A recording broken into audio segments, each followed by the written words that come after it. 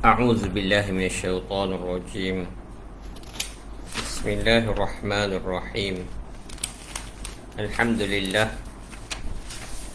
لله نحمده ونستعينه ونستهديه ونستغفره ونعوذ بالله من شرور أنفسنا ومن سيئات أعمالنا.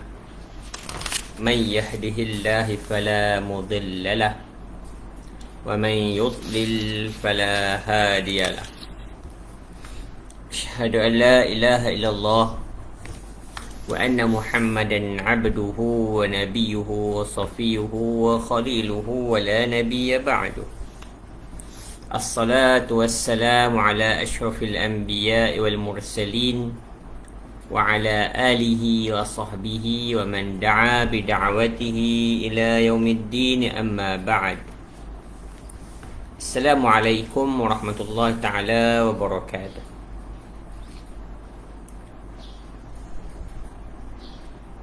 Sidang penonton, pertama sekali saya minta maaf kerana terpaksa bersiaran lebih awal daripada jadual yang sepatutnya kita bersiaran selepas Zuhur 2.30, tetapi terpaksa diawalkan kerana sekejap lagi ada beberapa urusan yang perlu dilaksanakan.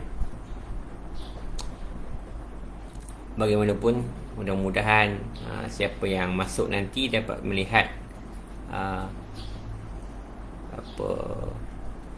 rakaman daripada yang kita live sekarang. Jadi kita masuk ke dalam tajuk yang baru, tajuk yang ke-6 dalam kitab, dan kita dalam siri yang ke-12, iaitu bab yang menceritakan tentang sifat syurga dan ahli syurga. Mudah-mudahan kita dengar ini, kita mendapat kerinduan untuk memasuki syurga Allah Subhanahu Wa Taala dan bermotivasi untuk memperbanyakkan amal-amal saleh yang melayakkan ataupun yang diletakkan sebagai rintangan-rintangan untuk menuju syurga Allah Azza wa Jalla. Jadi tajuk ini disusun oleh pengarang untuk menambah kerinduan kepada kita kepada syurga Allah, dan dengan kerinduan itu akan memberikan kepada kita motivasi untuk beramal saleh. Jadi tasywiq ilal jannah itu adalah bekalan untuk beramal saleh dan bersabar dalam melakukan ketaatan-ketaatan kepada Allah serta meninggalkan larangan-larangan Allah. Ini semua cerita tentang nikmat syurga itu sendiri dah nikmat dah. Mudah-mudahan Allah Subhanahu Wa Taala membuka pintu hati kita untuk terus melakukan amal-amal saleh dan merindui syurga Allah Subhanahu Wa Taala. Jadi Abu Laith As-Samarqandi rahimahullah telah mengatakan satu hadis yang dhaif di dalam bab Tashwiqul Jannah. Jadi bila kita sebut hadis ini dhaif, kita nak ambil daripada hadis ini kerinduan syurga. Tetapi kita tidak boleh beriktikad syurga itu begitu, kerana syurga ini perkara ghaib, dan untuk mengambil perkara-perkara ghaib mestilah daripada hadis sahih dan seumpama dengannya daripada nas-nas yang sahih dan sarih. Tetapi untuk menanam tasywiq tidak ada masalah. Cuma kita tidak boleh beriktikad syurga ini memang benar-benar seperti mana disebut dalam hadis ini, kerana hadis ini martabatnya dhaif.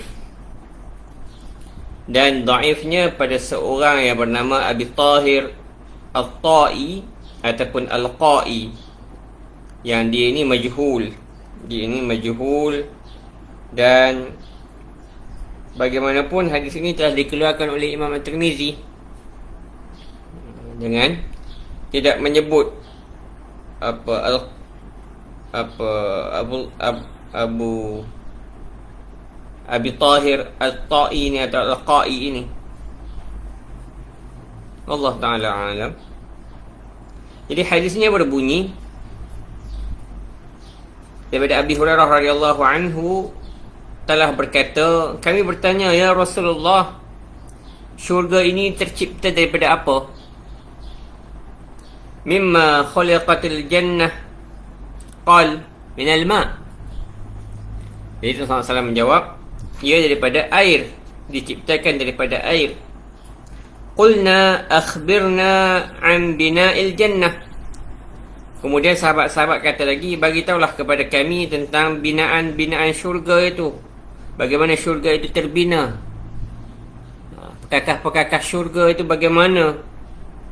Wa qal, Rasulullah SAW bersabda, lubnatun min zahab wa lubnatun min fiddah. Ada batu ataupun ada bata yang dibina daripada bata daripada emas dan bata daripada perak. Mulatiha, simennya ataupun kalau dulu tanah liat lah yang melekatkan bata-bata itu. Mulatiha al-miskul azfar, kasturi. Wa turabuha za'faran, dan tanahnya adalah daripada za'faran. Wa hasaba'uha lu'lu', dan juga batu-batu kecilnya daripada mutiara. Wal yaqut, dan permata-permata. Wa man yadkhuluha yan'amu wa la yab'asu wa yakhludu wa la yamut. Siapa yang masukinya akan mendapat nikmat tanpa jemu-jemu dan kekal tanpa mati. Wa la tubla siyabuh, dan pakaian di dalamnya tidak menjadi lusuh. Kita kalau pakai baju baru beli, cantik lah, tapi lepas 15 kali 16 kali basuh dah bertukar warna.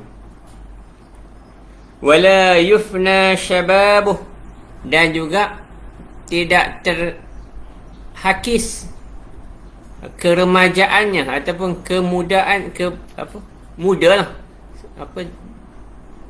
umur muda itu tidak menjadi terhakis.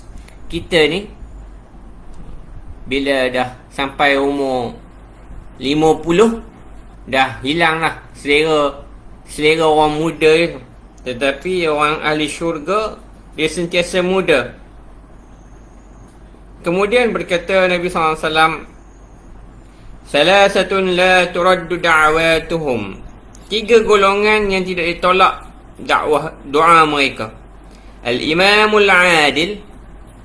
Nah, ini part ni dia terkeluar daripada dhaif kerana ia diriwayatkan dalam riwayat-riwayat yang lain.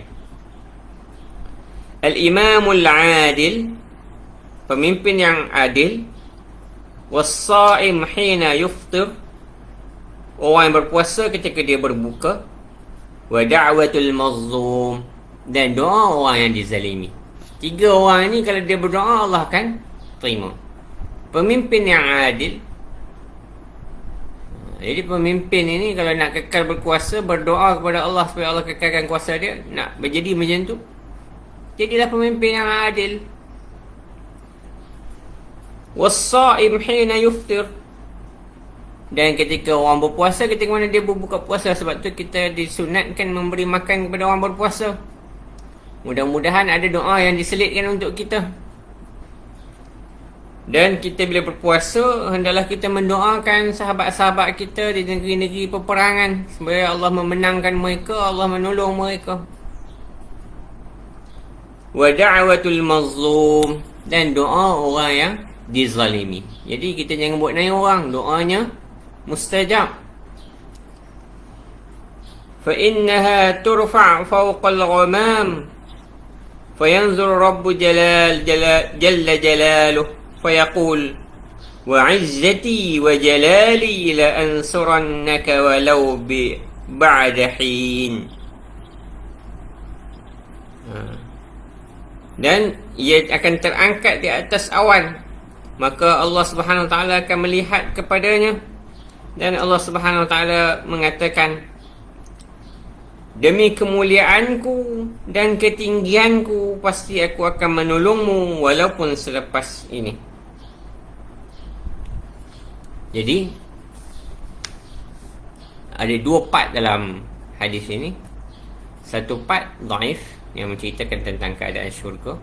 Satu part lagi hadis ini dhaif tetapi disokong oleh hadis-hadis yang lain, maka ia bukan dalam kategori hadis dhaif lagi.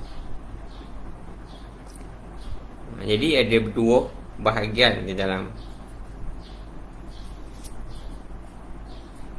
hadis ini.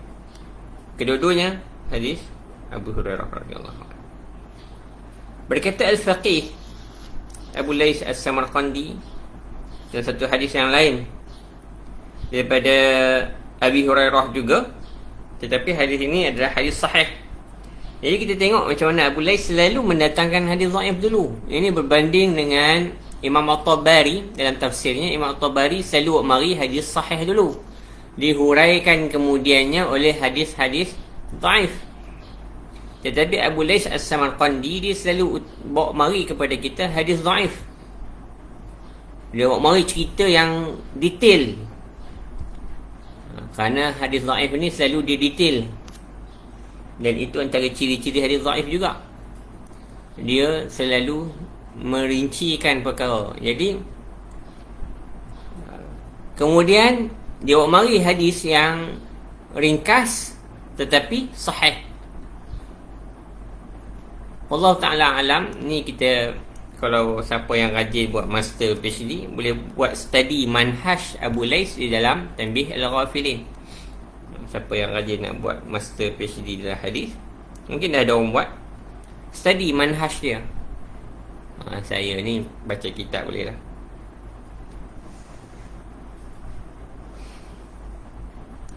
Jadi Abu Hurairah radhiyallahu anhu telah meriwayatkan daripada Nabi SAW annahu qala, bahawasanya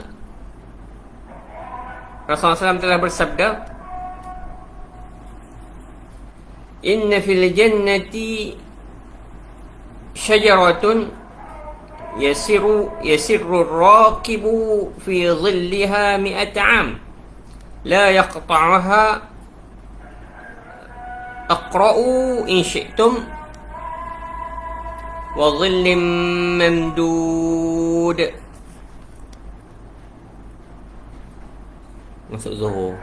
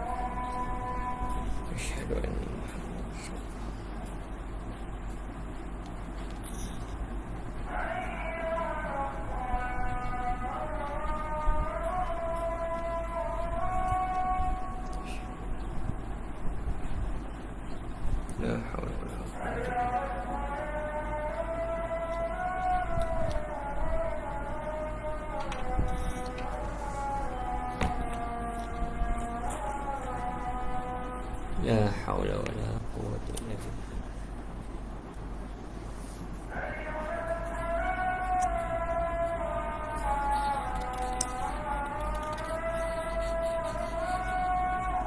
La haula wala quwwata illa billah.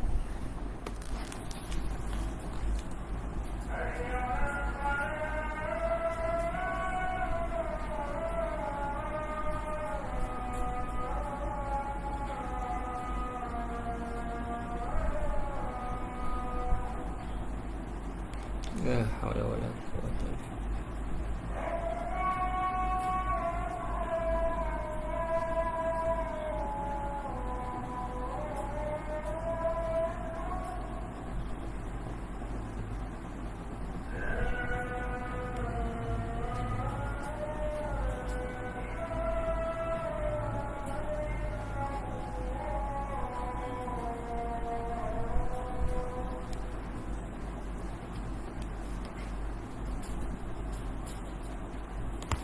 La haula wala quwwata. Allahumma rabb hadhihi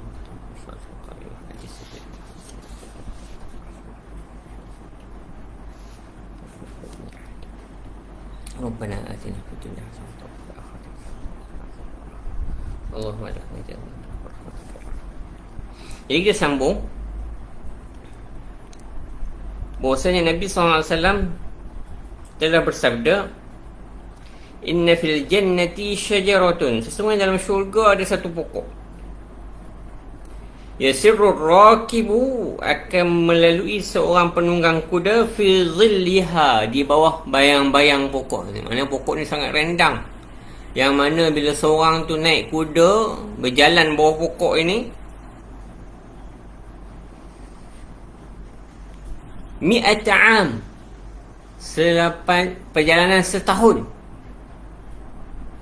La yaqta'uha, tapi dia belum habis lagi bayang-bayang pokok. Rendang pokok macam mana, Allah Ta'ala alam. 100 tahun naik kuda, belum sampai lagi hujung bayang-bayang pokok itu ataupun mendung pokok itu. Iqra'u in syi'tum, bacalah sekiranya kamu nak baca. Maknanya Rasulullah SAW mengingatkan kita kepada ayat dalam surah Al-Waqi'ah, ayat yang menceritakan tentang nikmat syurga, daripada nikmat-nikmat syurga. Wa dhillim mamdud, dan bayang-bayang yang diperpanjangkan.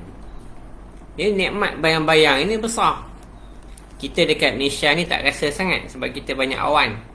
Tapi kalau di Tanah Arab, bayang-bayang ini adalah nikmat yang sangat besar kerana awannya jarang-jarang. Kalau kami duduk di Sudan tu, dahulu ni cerita dulu, baru tahu nikmatnya bayang-bayang ni. Kita pun kadang-kadang bila kita lalu tengah panas, bila lalu tengah panas, tapi kita ni jarang-jarang parking pun depan kedai, tak sempat kena panas pun. Ni cerita zaman orang kayuh basikal, zaman orang jalan kaki dahululah. Jadi nikmat bayang-bayang ini adalah nikmat yang sangat besar, nikmat yang perlu kita syukuri, nikmat yang selalu kita lupakan. Bahkan di syurga nanti tidak pernah kita rasa panas kerana bayang-bayang yang berpanjangan. Wa fil jannati la 'ainun ra'at, dan dalam syurga ni tak ada mata yang pernah melihatnya. Nikmat dalam syurga ni tak ada siapa pun pernah tengok. Wala uzunun sami'at, tidak ada telinga pernah dengar cerita ataupun bunyi syurga. Bunyi pun nikmat lah. Lah ni orang pakai dia buat video, tulis kat situ, video ni tidak perlukan sound effect. Sebab apa? Cerita duduk tepi pantai dengar bunyi angin. Nikmat lah bunyi tu. Tu baru dunia. Tapi dalam syurga ni Allah kata, wala uzunun sami'at, tidak ada suara, tidak ada telinga pernah mendengar bunyi-bunyiannya ataupun cerita tentang syurga. Wala khatara ala qalbi bashar, tak ada sekali pun manusia pernah terbayang, terlintas apa yang terlintas hati, itu belum syurga. Itu hanyalah imajinasi kita sahaja yang gagal untuk kita membayangkan betul-betul syurga itu. Kemudian Nabi kata, Iqra'u in syi'tum, bacalah kalau kamu mahu. Ini untuk kita menambahkan tashwiq, ataupun bila kita baca tu kita lebih tadabbur. Allah, fala ta'lam nafsum ma ukhfiya lahum min qurrati a'yun, tidak satu jiwa pun yang mengetahui apa yang disembunyikan bagi mereka. Disembunyikan bagi mereka maknanya syurga lah. Kalau disembunyikan kat atas mereka maknanya azab. Lahum, untuk kita, min qurrati a'yun, dari perkara-perkara yang menyejukkan mata, maknanya perkara-perkara yang menyeronokkan. Surah As-Sajdah ayat 17.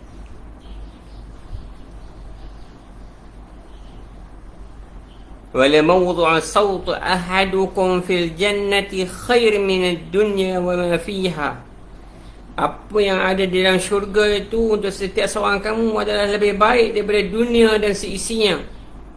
Bacalah, faman zuhziha 'anil nari wa udkhila al-jannata faqad faz, barang siapa yang diselamatkan dan daripada api neraka dan dimasukkan ke dalam syurga, maka dia telah berjaya. Mudah-mudahan Allah menyelamatkan kita daripada api neraka dan memasukkan kita dalam syurga. Kita ni kena sentiasa mendambakan syurga. Walaupun kita ni tak soleh tara mana pun, kita ni tak baik tara mana pun, tetapi kita mengharapkan syurga daripada rahmat dan kasih sayang Allah, daripada kecintaan kepada Nabi SAW, daripada ungkapan la ilaha illallah. Maka perbanyakkanlah zikir kita la ilaha illallah, perbanyakkanlah bacaan al-Fatihah kita. Mudah-mudahan Allah Subhanahu wa taala tidak murka kepada kita dan menempatkan kita ke dalam syurga bersama dengan Nabi sallallahu alaihi wasallam dan juga para sahabat dan salihin dan syuhada sekalian. Walaupun kita ni tidaklah selayaknya untuk bersama dengan mereka, tetapi mudah-mudahan kecintaan kita kepada mereka, kecintaan kita kepada amal-amal salih dan juga keredaan kita kepada Allah Subhanahu wa taala dan akan melayakkan kita untuk diredai oleh Allah Azza wa Jalla dan dicintai dan diampuni oleh Allah Azza wa Jalla. Dalam satu khabar daripada Ibnu Abbas radhiyallahu anhu, bahwasanya dia telah berkata, mana ni cerita Ibnu Abbas cerita pasal syurga. Inna fil jannati hawra'un yuqalu laha lu'bah. Di dalam syurga ada mata air yang sangat jernih yang diberi nama lu'bah. Lu'bah ni air liu. Law baziqat fil bahr, kalaulah jatuh ataupun terludah, maknanya dipanggil ludah lah, bila air liu keluar gitu, orang Arab panggil ludah, baziqat. La'azab al-ma'uh, kalau terludah ke dalam laut, maka laut tu tak akan masin lagi, akan jadi tawar. Kalau keluar titik daripada mata air itu tumpah ke laut. Bayangkan laut yang kita boleh ambil garam dan kita boleh masak itu, jadi masin masakan kita. Orang kata apa ni, apa tumpah masak atas kapal kan sampai masin selajak. Tapi kalau jatuh setitik sahaja daripada mata air ini, akan tawar laut itu. Dan tertulis di sungainya, sungai mata air, bila mata air ini mengalir dia menjadi sungai, tertulis di sungainya, man ahabba an yakuna lahu mithli, siapa yang nak dapat macam aku ini, siapa yang nak dapat mata air macam hawra ini, macam lu'bah ini, sedaplah air dia ni, faly'amal bi ta'ati rabbi, maka hendaklah dia melakukan ketaatan kepada Tuhanku, kerana mentaati Allah. Siapa yang nak masuk syurga Allah dan dapat hawra, maka hendaklah dia mentaati Allah Azza wa Jalla. Berkata Imam Mujahid, Imam Mufassirin telah mengatakan, ardul jannah min fiddah, lantai syurga ini daripada perak, wa turabuha misk, dan juga tanah-tanihnya daripada kasturi, wa usulu syajaraha zahabun wa fiddah, akar pohon-pohonnya, banir pokok-pokoknya adalah daripada emas dan perak. Kita tak boleh nak bayang, tuan-tuan. Kita tak boleh nak bayang. Kita akar kayu yang tak baik pada bentuk emas dan perak pun kita potong buat bonsai. Ini apa lagi? Daripada emas dan perak. Wa aghsanuha lu'lu'un wa zabarjad. Dan dahan-dahannya, ranting-rantingnya daripada mutiara dan permata zabarjad. Zabarjad ni nak macam zamrud. Dia ada macam color juga, tapi yang glamournya zabarjad ini, dia color dia hijau dengan kuning. Tetapi hijau beza dengan zamrud. Zamrud ini dia color dia ke arah jernih, tetapi zabarjad ni ke arah silver. Hijau dia hijau nak silver, kuning dia kuning nak silver. Dia nak ala-ala metal sikit, tapi dia batu lah. Tuan-tuan boleh search image dekat Google Zabarjad.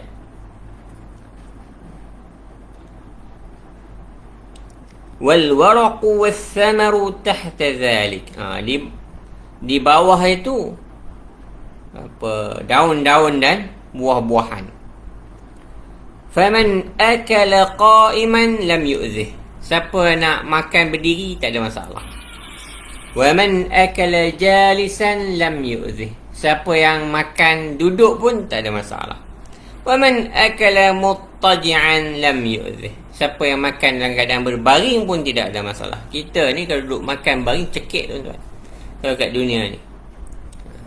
Tetapi di dalam syurga nanti tak ada masalah, makanlah lagu mana pun. Kemudian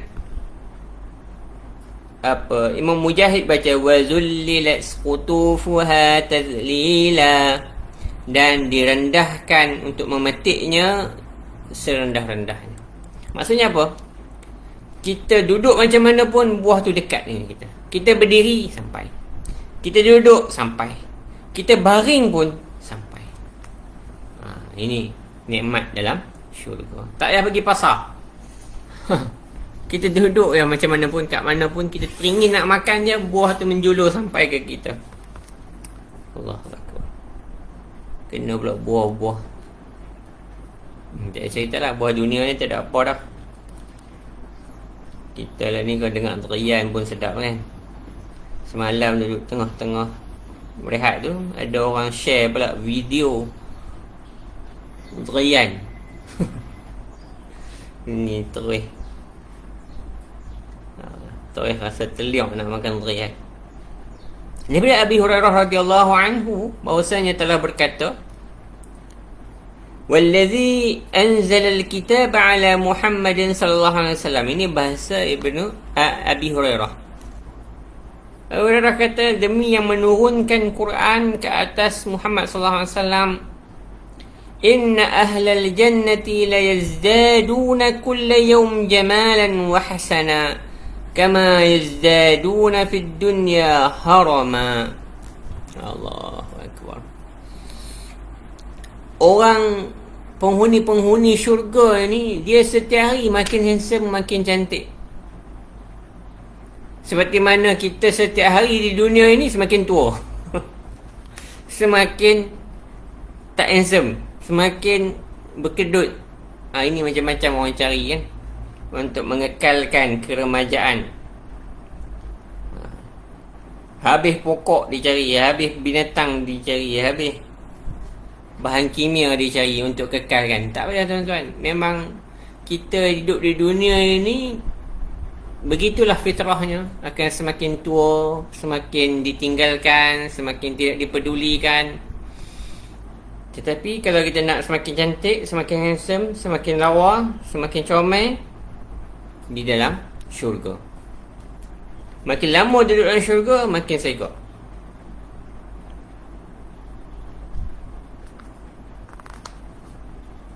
Berkata Abi Laith As-Samarqandi, hadis ini riwayat Imam Muslim. Dia bawa mari kepada kita hadis daripada Suhaib radhiyallahu anhu bahwasanya Rasulullah SAW telah bersabda, "Idza dakhala ahlul jannati al-jannata." Bila ahli syurga masuk syurga, wa ahlun nari an-nara, dan ahli neraka masuk neraka, nada munadin.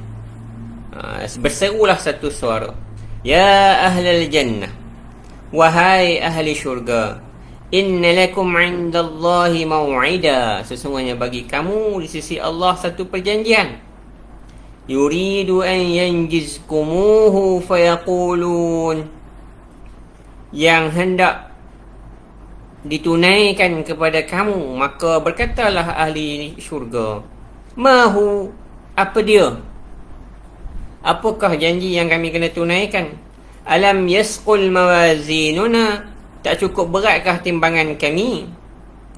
"Wa yubayyidu wujuhana?" Bukan, dia bertanya, apakah lagi Bukankah Allah telah memberatkan timbangan kami, dan Allah telah memutihkan wajah kami, wa adkhalalna al-jannah, dan meletakkan kami ke dalam syurga, wa akhrijna minan nar, dan mengeluarkan kami daripada neraka. Qal fayukshaful hijab, lalu dibukalah hijab, fayanzuruna ilaih, mereka pun melihat kepada Allah Azza wa Jalla. Fawalladhi nafsi biyadih, demi sesungguhnya nyawaku di tangannya, ma a'tahum syai'an ahabba ilaihim min nazar ilaih. Allah, mereka dah apa lagi? Allah nak bagi apa lagi?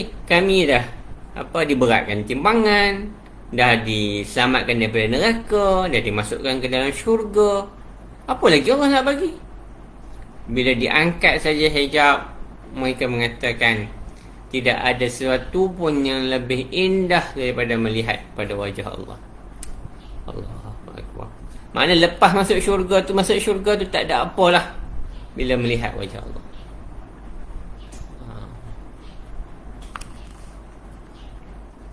Allahumma arzuqna ru'yati wajhakal karim, wajhakal azim.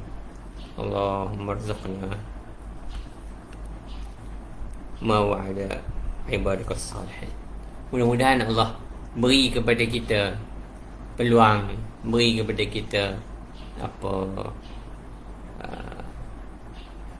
habuan itu.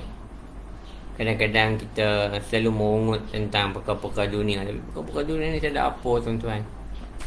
Perkara-perkara dunia ni memanglah kadang-kadang kita nak itu, nak ini, tetapi bila tak dapat tu, kita jangan risau. Kita minta dekat Allah yang lebih baik di akhirat nanti. Dapat masuk syurga, dapat bersama dengan Nabi SAW, dapat melihat wajah Allah. Dunia ni medan ujian. Sabarlah. Kau dapat rezeki, alhamdulillah, syukur dan sabar menggunakan rezeki dan mentaati Allah. Kalau ditangguhkan, tidak ada masalah. Yang penting Allah tidak murka kepada kita. Yang penting Allah redha kepada kita. Itu kan paling utama. Nikmat syurga, nikmat syurga dunia ni habuan dah.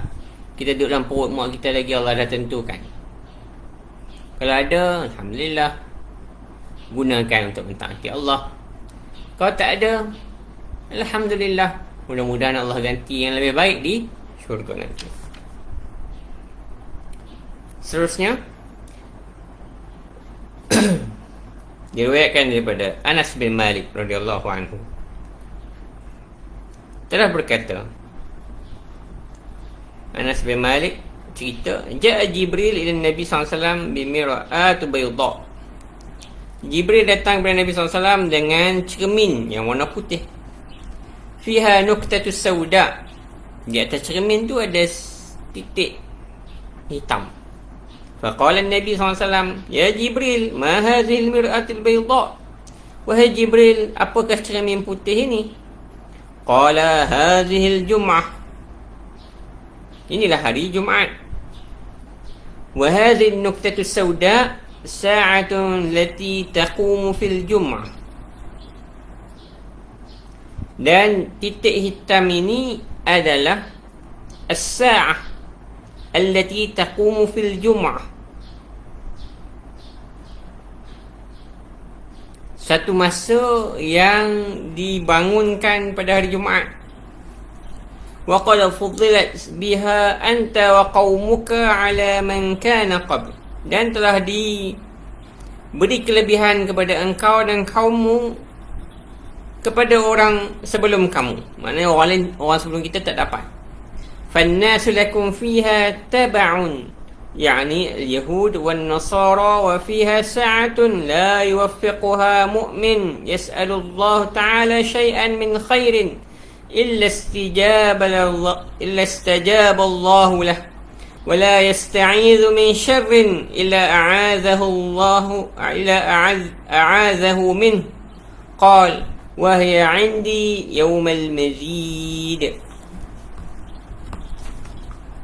Jadi dekat dalam cermin tu ada satu titik hitam. Dan titik hitam itu adalah titik yang mana orang sebelum kita tak pernah dapat. Umat Muhammad saja yang dapat waktu ini, cermin ini dan juga titik ini. Yang mana titik ini bila kita dapat bangun mengabdikan diri kepada Allah pada masa itu, maka tidak ada doa kita yang tidak akan diterima. Dan tidak ada permohonan perlindungan kita yang tidak diterima. Maknanya kalau kita dapat, boleh seboleh-bolehnya hari Jumaat ini kita perbanyakkanlah doa minta syurga Allah dan doa minta jauh daripada neraka Allah pada hari Jumaat. Dan Anas bin Malik kata, dan sesungguhnya hari Jumaat itu adalah Yaumul Mazid, hari tambahan. Maknanya hari aku menambah amal soleh. Maknanya hari Jumaat ni hari yang ibadah. Seeloknya kita cuti hari Jumaat ni untuk ibadah. Tapi kalau bagi cuti pun sama juga, tidur lah. Allahu Akbar. Kita ni kurang motivasi tuan-tuan. Qala Rasulullah SAW, hadis ni dhaif, diriwayatkan oleh Imam Syafi'i dalam musnadnya dan dalam Al-Um. Dia dhaif sebab dalam riwayat dia ada Musa bin Ubaidah, dan Musa bin Ubaidah ni dhaif. Tapi dia ada jalan-jalan lain yang banyak daripada Anas. Tetapi semua jalan-jalan ini ada dhaif mereka masing-masing. Ia dikeluarkan juga oleh Imam At-Tabrani dalam Al-Awsat.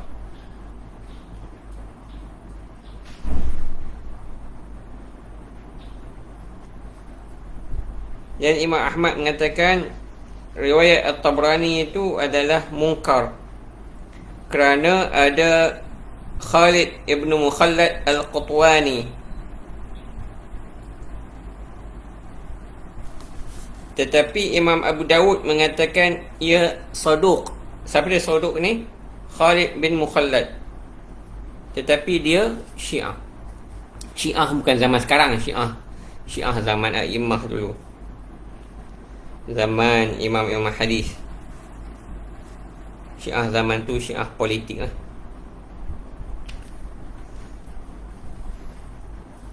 Jadi siapa yang mengatakan pendirian politik ini tidak menjejaskan kualiti seseorang, sebenarnya tidak bertepat. Kerana dalam hadis, pendirian politik juga diambil kira.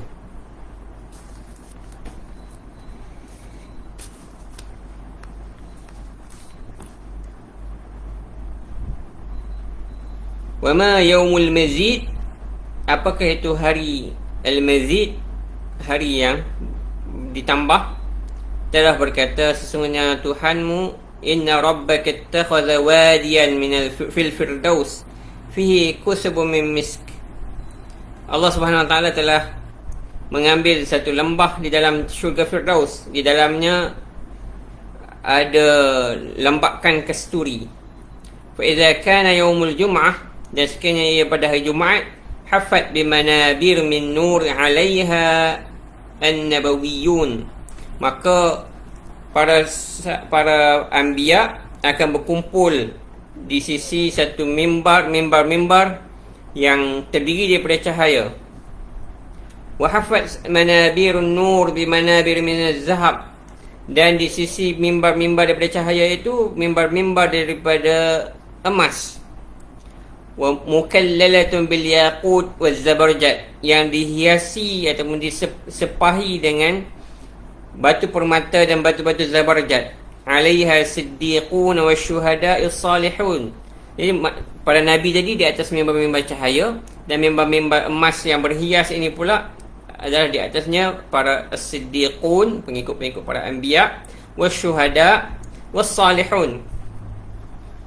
Wa yanzilu ahlul Quran minal ghuraf, maka ahli-ahli Al-Quran turun daripada bilik-bilik mereka. Fayajlisuna min waraihim ala tilkal kutub, dan orang yang mengaji dengan mereka duduk di belakang lembah itu. fayajtami'una ila rabbihim, mereka berkumpul di sisi Tuhan mereka, wa fayamdahunahu, dan memujinya, wa yamdahunahu, dan memujinya, wa yumajjidunahu, dan memuliakannya, wa yathnuna alaih, dan memujanya. Fayaqulullah ta'ala lahum saluni, mintalah kepada aku. Allah kata, mintalah kepada aku. Fayaqulu nas'aluka ridha, kami minta keredaanmu. Fayaqul raditu ankum ridaan ahadukum dari wa ana lakum karamati. Fayatajalla lahum hatta yarawhu falaysa yawmun ahabbu ilayhim yawmil jum'ah lamma yaziduhum minal karamah. Jadi ni cerita dekat syurga lah. Dekat syurga nanti ada hari, pada setiap hari Jumaat, pada setiap hari Jumaat akan berkumpul para ahli syurga ini, dan mereka akan berdialog dengan Allah. Allah kata, minta dekat aku akan beri. Maka mereka pun minta redha Allah. Allah pun meredhakan mereka seperti mana mereka redha untuk duduk dalam syurga. Lalu Allah mempamerkan dirinya kepada mereka. Pada makna pada hari Jumaat ini nikmat untuk melihat wajah Allah, melihat. Tapi hadis ini dhaif. Allah Ta'ala a'lam. Tetapi di sini menggambarkan kepada kita bahawa nikmat syurga itu pelbagai. Dan nikmat yang paling besar dalam syurga adalah nikmat melihat wajah Allah Azza wa Jalla. Apa lagi kita nak? Motivasi macam mana lagi kita cari? Kita dapat melihat Allah, yang mana dekat dunia ini menjadi keimanan kita, yang mana dekat dunia ini menjadi pengharapan kita. Bila kita sakit, kita minta dekat Allah. Tapi nanti di akhirat kita dapat melihat Allah, berdialog dengan Allah Azza wa Jalla. Inilah nikmat yang sangat besar. Jadi untuk mencapai nikmat ini, Allah kata, in kuntum tuhibbunallah fattabi'uni yuhibbukumullah. Kalau nak kita rasa kita betul-betul cinta kepada Allah, maka ikuti Rasulullah SAW, maka nescaya Allah akan mencintai kita. Kita cinta kepada Allah ini mungkin pengakuan kita, tetapi belum tentu. Jadi kalau kita nak buktikan cinta kita kepada Allah, ikuti sunnah Rasulullah SAW. Nescaya dengan mengikuti sunnah Rasulullah SAW ini, Allah akan mencintai kita. Dan cinta Allah adalah cinta yang hakiki, cinta yang sebenar-benarnya, bukan olok-olok. Allah kalau tak cinta pun Allah bagi macam-macam. Macam mana kalau Allah cinta kepada kita? Allah Ta'ala. Orang kafir tu apa yang Allah tak bagi dekat mereka? Tapi Allah tidak mencintai mereka. Tapi orang beriman, bila Allah cinta kepada mereka, kita tak tahulah apa yang Allah akan sediakan kepada orang mukmin di akhirat nanti. Mudah-mudahan kita ini tidak terkeluar daripada kasih sayang Allah dan rahmat Allah, redha Allah. Selalu kita kena ungkapkan raditu billahi rabba wa bil islami dina wa Muhammad ibn nabiyyan wa rasulah.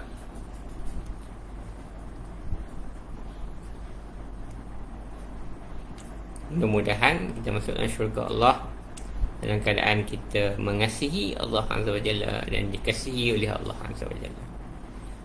Dan ini semua adalah rahmat dan kasih sayang Allah. Allah turunkan Nabi yang bersifat tabligh, menceritakan kepada kita segala-galanya. Dan inilah pentingnya hadis-hadis dhaif masih diriwayatkan. Menghentikan riwayat hadis-hadis dhaif ini akan memutuskan kita daripada banyak perkara. Tetapi adab kita untuk meriwayatkan hadis-hadis dhaif ini, kita kena beritahu hadis ini dhaif supaya ia tidak menjadi i'tiqad. Tetapi ia sangat membantu untuk memotivasikan kita, sangat membantu untuk menggalakkan kita melakukan amal-amal salih. Setengah orang mengatakan, apakah tidak cukup motivasi dengan hadis-hadis sahih? Ya, tetapi tetap tidak dinafikan. Kenapa ulama masih meriwayatkan hadis-hadis dhaif? Pertama, ia bukan maudhu', ia hanyalah dhaif. Yang kedua, yang penting di dalam hadis-hadis begini adalah fiqhul hadis, mengambil iktibar daripada hadis. Tanpa ambil i'tiqad, tanpa kita memegang ia sebutir-sebutir datang dari Nabi, tetapi kita merasakan ada mazmunnya daripada Nabi SAW yang perlu kita tahu. Kalau tidak, kenapa Imam Al-Bukhari menghafal ataupun mengambil sampai 600,000 hadis? Tetapi yang sangat-sangat penting untuk kita berpegang dengan hadis sahih. Tidak dinafikan. Dalam pengamalan kita, dalam hujjah kita, kita berpegang dengan hadis sahih. Dalam i'tiqad kita berpegang dengan hadis sahih.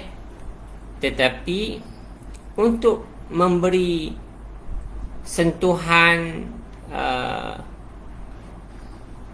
yang lebih dalam, yang lebih terperinci, yang lebih halus, hadis-hadis dhaif juga berperanan. Dan hadis dhaif ini ada kemungkinan ia adalah hadis daripada Nabi SAW yang sahih, tetapi oleh kerana jalannya melalui orang-orang yang dipertikaikan, orang yang diperbincangkan, maka ia menjadi dhaif. Saya tidaklah mengatakan bahawa mengkaji hadis sahih dan dhaif ini salah, tetapi saya berpandangan bahawa meninggalkan terus hadis dhaif akan menimbulkan kepincangan pada masa akan datang. Kerana banyak hukum-hukum yang dihasilkan, yang terhasil pada hari ini, ada sumbangan hadis-hadis dhaif. Ada sumbangan hadis-hadis dhaif dalam menghuraikan dan merincikan hukum tersebut. Allah Ta'ala a'lam. Tetapi meninggalkan terus hadis dhaif bukanlah jalan yang sejahtera. Dan saya yakin ulama-ulama hadis terdahulu secara insaf meletakkan dalam karangan-karangan mereka hadis-hadis dhaif dengan tujuan dan manhaj penulisan mereka yang tertentu. Dan kita harus mengkaji manhaj itu. Kenapa hadis ini dimasukkan? Kenapa hadis ini diletakkan di tempat sekian-sekian? Supaya kita mendapat i'tibar daripada fiqhul hadis yang ada pada mereka. Dalam masa yang sama, kita kena kaji juga kedudukan hadis itu supaya kita tahu bagaimana berinteraksi dengan hadis-hadis tersebut. Tapi itu bukan tujuan pengajian kita dalam kitab ini. Tujuan pengajian kita dalam kitab ini adalah tanbih al-ghafilin, menghidupkan hati-hati yang lalai.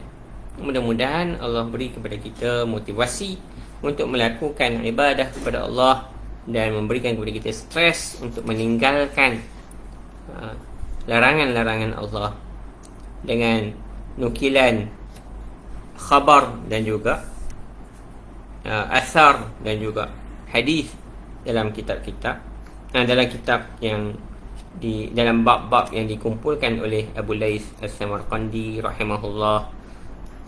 Jadi kita sampai di sini saja. Aku qauli hadza wa astaghfirullah li wa lakum wa lisa'iril muslimin wal muslimat al-ahya' minhum wa al-fadil hadis. Allahumma ij'alna minat tawwabin waj'alna minal mutatahhirin waj'alna min ibadikas salihin. Assalamualaikum warahmatullahi taala wabarakatuh.